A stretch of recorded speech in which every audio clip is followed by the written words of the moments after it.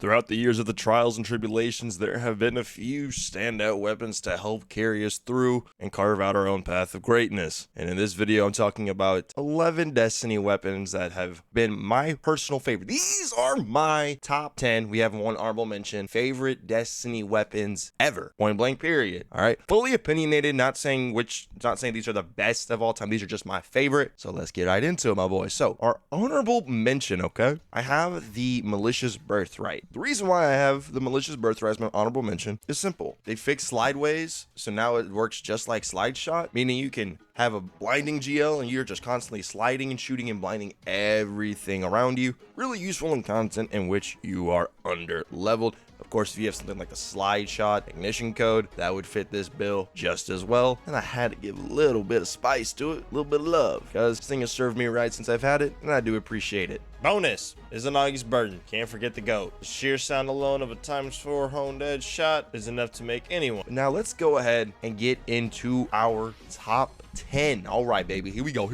Coming from the Duality Dungeon, we got the Unforgiven SMG. First of all, I like the way this gun looks. This thing looks absolutely amazing. A beaut to say the least, and has some pretty darn good perks. Me personally, the role that I like on mine is easily Demolitionist and Frenzy. There was a solid 6-7 months or so where this was like my main weapon during the year of the Witch Queen, and even though it's a 720 RPM aggressive frame sub, man, this thing was just a heater. When Starfire was the meta, this was the SMG I was rocking with. You needed a demo SMG, and this was easily my demo SMG of choice. Really do appreciate the Unforgiven, what it has done, at least for me. So it takes our number 10, okay? But spoiler warning, there will be another SMG that pops up here later.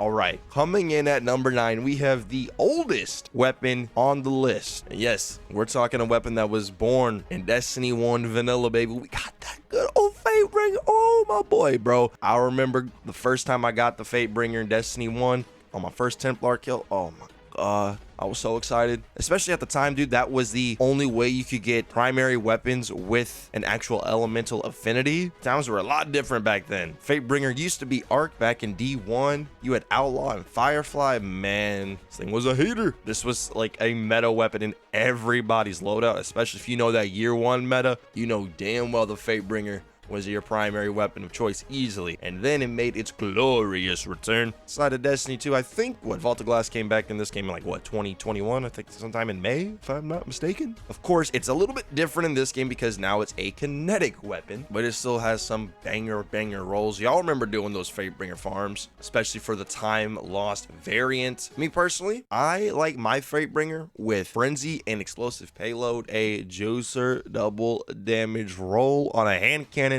Especially right now, hand cannons are in a pretty darn good spot, even though we are in the age of prismatic and ability spam. Fatebringer's not as dominant as it used to be, especially compared to its D1 glory days. But I gotta give it its respect, man. It's my boy, Fatebringer. Shout out to you, Fatebringer. Do love myself the Fatebringer. Now, let's talk about our number 8 weapon. This is easily one of the most classic weapons, probably the single most iconic weapon ever. You already know where I'm going with this. Yes, sir. Yes, sir. The good old Gjallarhorn. Not the Vikings horn, the rocket launcher, baby. Yes, sir. Yes, sir. As we know in D1, this, for that first year, if you didn't have this, you didn't have an account, basically. That's kind of how it went. This thing was used everywhere, melting bosses everywhere. It was so polarizing, so unstoppable that they just said, you know what, this is not going to go into year 2 of Destiny 1 taking King. Nah, that thing is sitting at 170 power. No way, Jose. They brought it back for Rise of Iron as the Iron Gjallarhorn. Not as strong, but they gave it a quest so everybody would have it. And then when Destiny 2 came out, a lot of people, myself included, thought that that was it for old Gally. We'll probably never see that weapon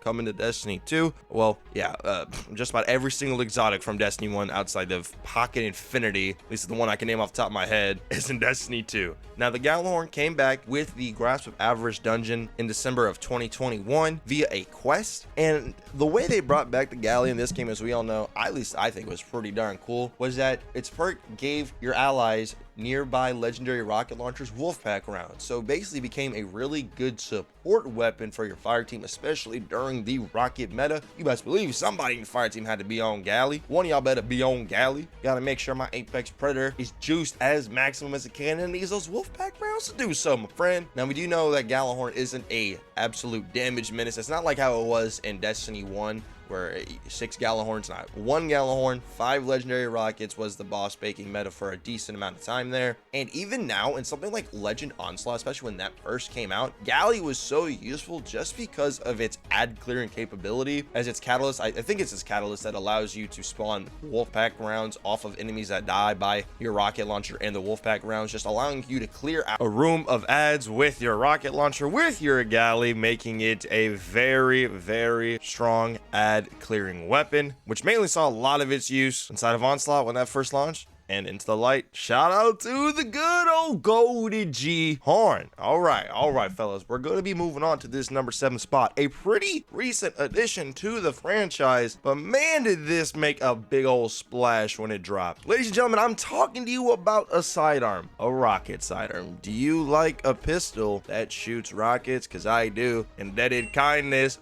what it do? Look, man, when this thing dropped with Warlord's Ruin, I'll be honest, I was a little bit skeptical. I was like, I'm not the biggest fan of sidearms, but hey, it having special ammo, being a special ammo weapon, could be pretty cool. And man, oh man, thing was just an absolute workhorse. It has really high damage for a special weapon, not for like boss damage. Okay, you're never gonna really use a rocket pistol inside of a boss rotation, damage rotation, anything like that. But in terms of dealing with healthier majors or even elites, champions, and any sort of content, rocket pistols are pretty darn good and ammo efficient wise and taking them out, and especially the Indebted Kindness because it has access to Volt Shot and Sundering. Sundering allows you to reload it much quicker whenever you break a shield with it, which is very useful with something like Volt Shot because you're constantly breaking all types of shields because you're jolting everything. On top of that, you have things like Lead from Gold, goated perk by the way, Beacon Rounds, or even something like Impulse Amplifier to rock with it in the third column. My Indebted Kindness from when I got it, for like 3 months when I was using it, bro, I got that thing up to like over 10k kills, bro. Like, it was not leaving my loadout. When Pantheon rolled around, it was not leaving my loadout. It was just that good at what it did. Have a lot of ammo and take out ads pretty consistently. The other thing about the Indebted Kindness is that for a good amount of time, it was actually generating heavy like a primary weapon would. As we know, primary weapons with heavy ammo finder mounts on your helmets are really efficient at generating heavy bricks, and for some reason the Indebted Kindness was coded as one of those and it was dropping heavy just like that, single-handedly almost bringing back the double special meta because the rocket pistol was your primary. It had a lot of ammo reserves, very efficient with its ammo count, and there was a reason why everybody and their mom was farming for this pistol and using it, because rocket pistols are just that good. I gotta give some love, shout out to the Indebted Kindness. Makes number 7 on my list. Okay, all right, number 6. Y'all might be like, yo, what are you doing? Hear me out, hear me out. This SMG is my favorite all-time SMG. This was the definition of my workhorse weapon. I'm looking at you, Osteo Striga, my boy. Oh my god, bro.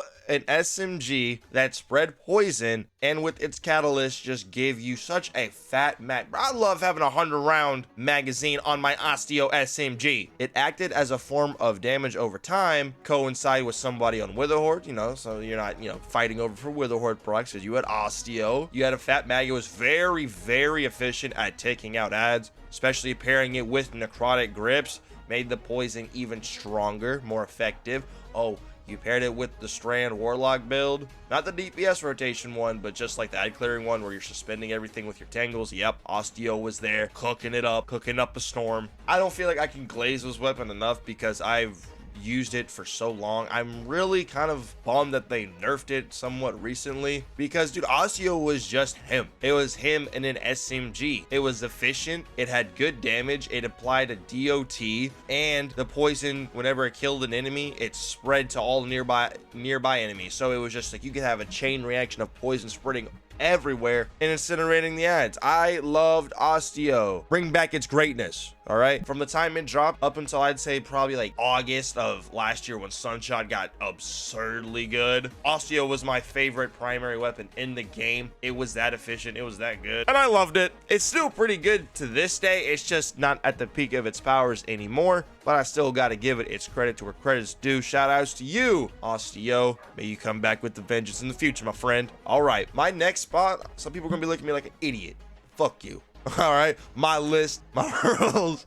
I got trace rifle. All right, yeah, in my little like list, I just wrote trace rifle, but there's for good reason. Okay, so for basically the entire year of Lightfall, the double special meta was absurdly strong. There was a hidden inherent juggler modifier to where if you had 2 special weapons equipped, you would just naturally get way more heavy ammo drops. So if you were using a primary weapon, especially a legendary primary weapon at the time, it really felt like you were throwing. Like, legitimately. Why are you not running 2 special weapons, bro? Why don't you want more heavy drops? That was the move. And trace rifles back then were all the rave, especially one of them. The Hollow Denial, which is a trace rifle from Season of the Haunted, Season 17, really saw a rise in usage during Lightfall's launch. Here's why. On top of just having so much extra heavy dropping because it's a special weapon, trace rifle, the artifact mod, Volatile Flow, came back, meaning you picked up an orb, but you got volatile rounds for your void weapon. Well, the Hollow Denial, on top of having lead from gold, in the third column, it had Repulsor Brace. Okay, so this weapon, not only was it generating a shit ton of heavy for you, it had plenty of ammo for itself because it had lead from gold, and it was giving yourself free overshields on top of having, you know, consistent volatile rounds because of Repulsor Brace and Volatile Flow. This thing was all over the map. Absolute glorious. I was on the Hollow Denial hype train for like 4, 5, 6 months. This thing was just so darn good. So useful. So much heavy. Oh, and then they added a Cenotaph mask helmet for the Warlocks, which allowed you to make even more heavy for your allies when marking a target, like an elite, like a champion, with a trace rifle. So now you're getting a shit ton of heavy for you, you're spawning heavy for your allies, everybody's eating off of a big Thanksgiving feast. And then even nowadays, when the hidden juggler modifiers kind of kick the curve, trace rifles aren't nearly as prominent, but they're still very useful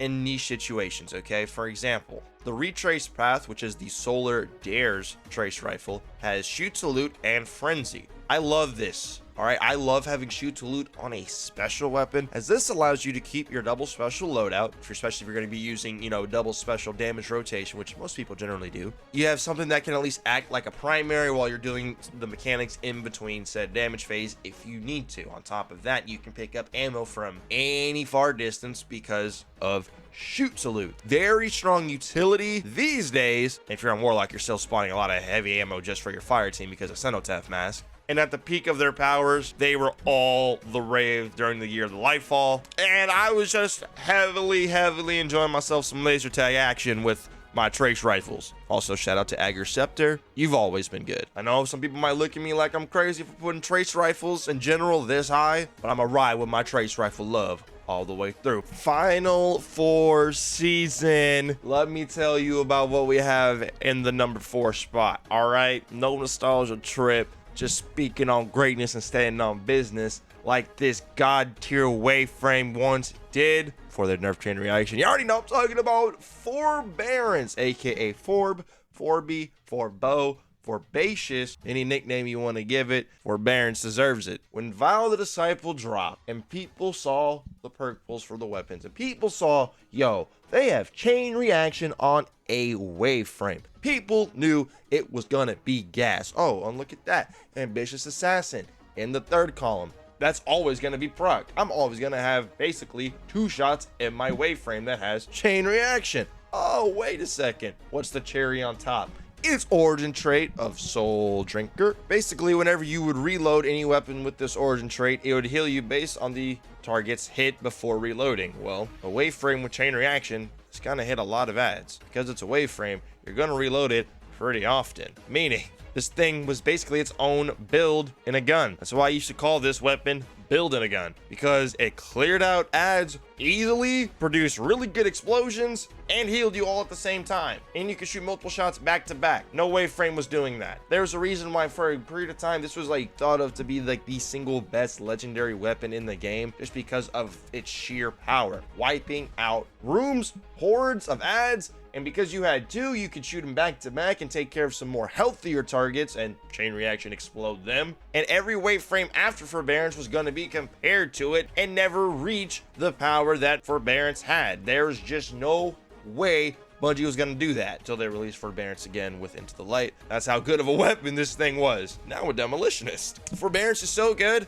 I have 2 copies of it. I have my crafted one with Ambitious Assassin, Chain Reaction, all that good jazz. And I have a Demolitionist, Chain Reaction, Forbearance from Into the Light, because you can never go wrong with a Demolitionist, Chain Reaction, Waveframe that is Forbearance. We ball. The only thing that could power creep Forbearance was Forbearance itself. We love Forbearance. If you've never got to experience the greatness of 4 before the chain reaction nerf on special GLs, I truly feel sorry for you.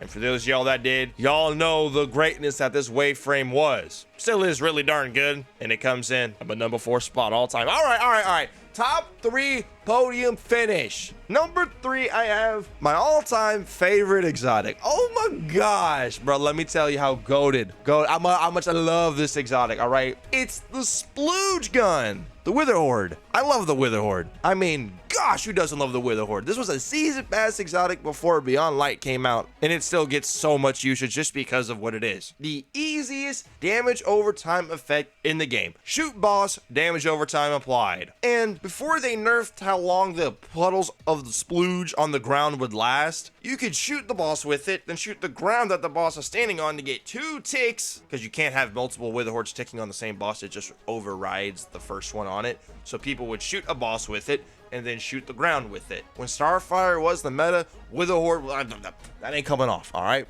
Simply put, that ain't coming off. I'm sticking the gosh darn boss with the Witherhoard, switching to my Demolitionist Frenzy Unforgiven that we mentioned earlier in the video. Shoot grenade, shoot grenade, shoot grenade, switch to a rocket, shoot rocket, switch back, shoot grenade, shoot grenade, shoot grenade. That's how it operated. Witherhoard was the backbone of greatness for the Starfire ways, just because, bro, you're getting so many free Touch of Flame fusion grenades, bruh. And in seasons where we have things like Breach and Clear, yeah, Witherhoard's even going to be better those seasons, because now it's applying a debuff to the boss that you're doing the damage rotation on, bro. And the age of bait and switch, hello, Witherhoard still cooking ass and taking names out here, my boy. We love it. I mean, this thing is an absolute menace. It's so good, even these days now, because of Prismatic. Have y'all ever seen how good the Witherhoard can charge your Transcendence meter? Because it's very efficient. Each tick that it does counts towards both of your light and darkness meter, because it's a kinetic weapon, and because you get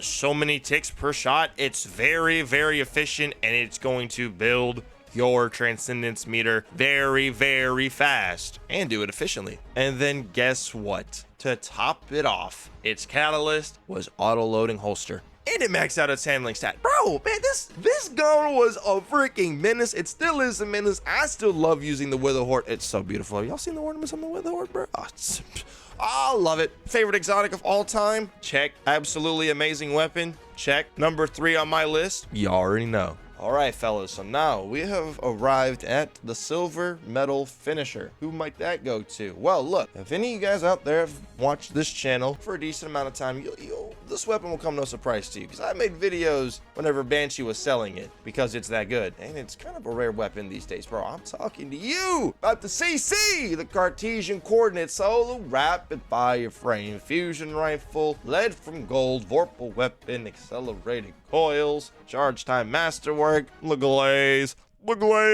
Look, bro, I force use cart literally anywhere. There'd be multiple times before, like, we had rocket pistols, special ammo sidearms. Cartesian was basically my workhorse special ammo weapon. Double special, bro. I have some bracers on, bro. I'm making plenty of orbs, bro. Tanky enemy, cart, he dead. Orb here, stacks on stacks. Special Finny, got more ammo for my cart. Oh, there's a heavy brick that my boy made off of Cenotaph, and I got more ammo for my cart because it's got lead from gold. Thing so good. I would use this thing in some damage rotation just because I loved it so much. Pairing it with some sort of solar heavy. Hello, Apex Predator. There was a reason, bro. When I was on the Strand Lock, I still love Strand Lock. But my first strand lock rotation that I loved with was Witherhoard, Cartesian, Apex, Predator, Stick Witherhoard, Cart Shot, Apex, Apex, Grapple, Apex, Cart, Melee, Apex, Grapple, Apex, Super. You get the point. Oh, wait a second.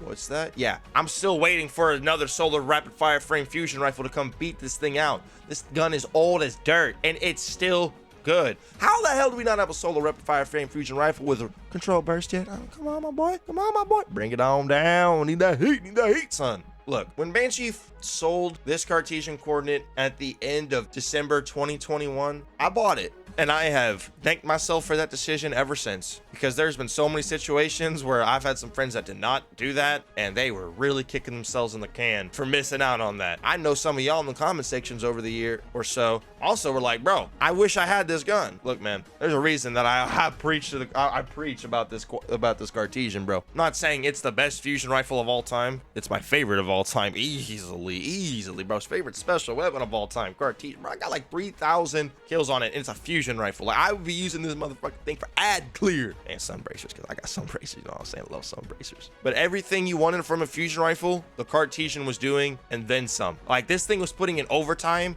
in every situation you're using it in. Truly a special weapon, and it helps that it's a solar weapon as well. Now look, the #1 spot, like I said, if any of y'all watch the channel for a decent amount of time, y'all know what the #1 spot is. I recently added a new emote on my Twitch channel just for this weapon. All right, simply put, it's the best weapon ever. Duh, hello. It's fixed odds the Gal. That's why he's the MVP. Look, bro, I never intended to become the #1 fixed odds agenda pusher that I am today. It just kind of happened when duality dropped and I was farming Keitel for other patterns and I got all the fixed odds patterns. I was like, let me go craft this LMG, because at the time LMGs were kind of in like a spot, but I crafted it, bro. And I was like, you know, it's a high impact frame. It's got field prep, so it's got, you know, more ammo reserves, and it's got a way to speed up the reload at least. And it's got enhanced in-can. Enhanced in-can on a high impact frame LMG allows for you to cause some pretty fast and quick ignitions. You see an ad here, you see a group of ads, you go bink, bink, bink, ignition, bink, bink, bink, ignition. You run Ember of Ashes for even more scorch stacks. Those ignitions are just gonna come even quicker. You got a lot of ammo. This is the definition of our workhorse weapon. I've used this weapon in any sort of difficult content this game has ever thrown at me. All right, seriously, and everywhere. And LMGs are in a much better spot than when they were when fixed odds made its return with duality. And let me tell you, bro, it's kind of a heater, especially as someone who mainly plays a Solar Warlock Sunbracer setup, Infinite Resto, Ember of Empyrean. Oh, wait a second, fixed odds are solar. Oh, look at that. And trust me, I've had plenty of people say, what about the Avalanche? What about the Unwavering? Man, get that beta 450 weak shit out of here, bro. Fixed odds all day, all the way.